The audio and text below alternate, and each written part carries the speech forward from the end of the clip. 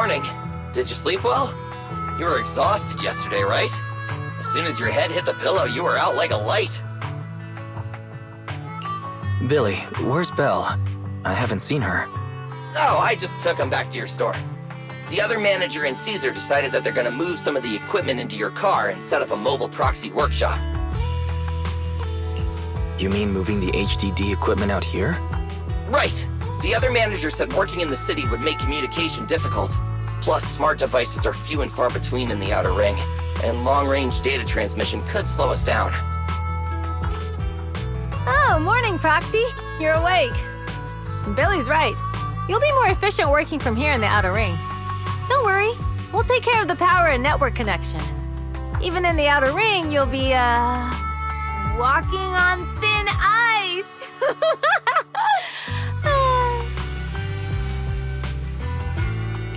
Hearing that makes me a little nervous about our new working environment. By the way, before the equipment arrives, let me take you to Blazewood and introduce you to the townsfolk. Lucy said you might not be used to roughing it with us, so I got the mayor to prepare a place for you. Oh, you shouldn't have. It's no problem.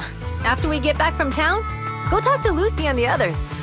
I heard from your sister that you need to collect some holo data before the race. Lucy and the gang are also preparing for the Tour de Inferno.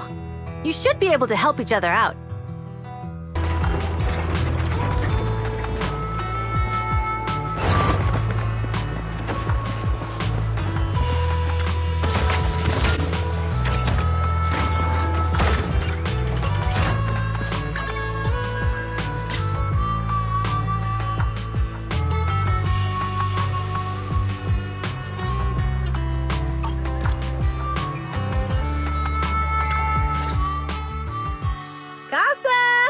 I brought the proxy to say hi.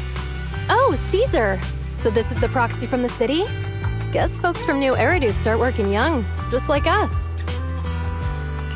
Caesar, who is this young lady? Young lady? You city folks talk funny. I'm Casa, the mayor of Blazewood. The Sons of Caledon have taken good care of our town. So if you need anything, just let me know. You can stay in the house behind me tonight. Sorry, it's still got some stuff that hasn't been moved out, but I'll get someone to clean it up. Hey, Casa.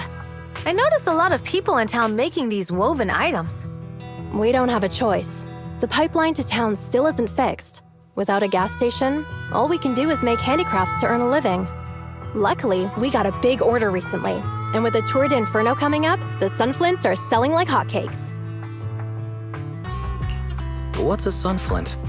Oh, it's a kind of handicraft woven from straw.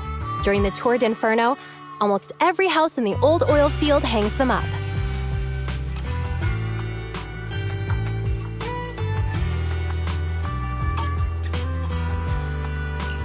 This pattern looks like an upside-down person.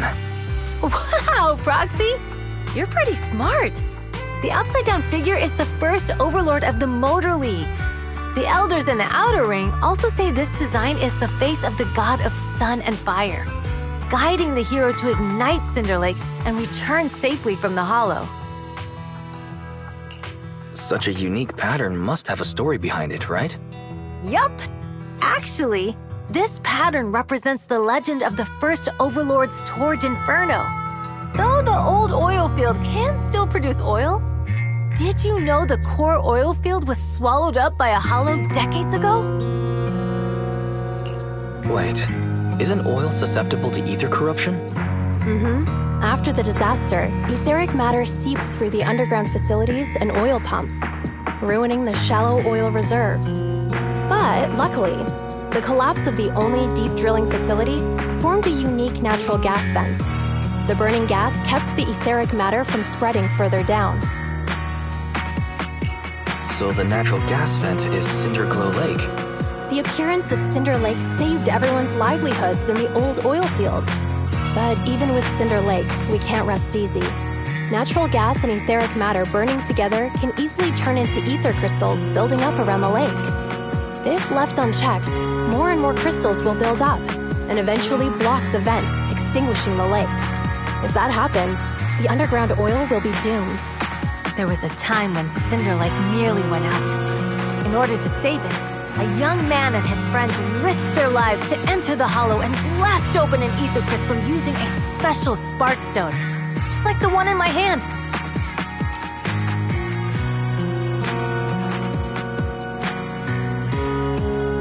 But the hollow was treacherous, and they didn't even have a carrot with them. By the time they reached Cinder Lake, it was almost completely covered with crystals. Out of desperation, the young man rode his bike into the only spot that was still burning in Cinder Lake and managed to ignite it. So, everyone makes sun flints in memory of his sacrifice. Oh, Proxy. I never said the first Overlord died there. It's normal for the Proxy to think that way. After all, everyone who went to Cinder Lake with him thought he was dead, but a day later, he miraculously emerged from the hollow alive. Folks say the god of the sun and fire was moved by his bravery, allowing him to be reborn from the flames. Since then, the residents have drawn his face in the image of him diving into Cinder Lake on their sunflints. There's even a line from a folk song that goes, "Diving into the fiery sea, the hero returns valiantly." That's a great story. No wonder it's widely told. Uh-huh. Kids in the old oil field grew up hearing that story. They used to play games pretending to be the first Overlord in the Tour de Inferno. Of course, the first Overlord did more than that.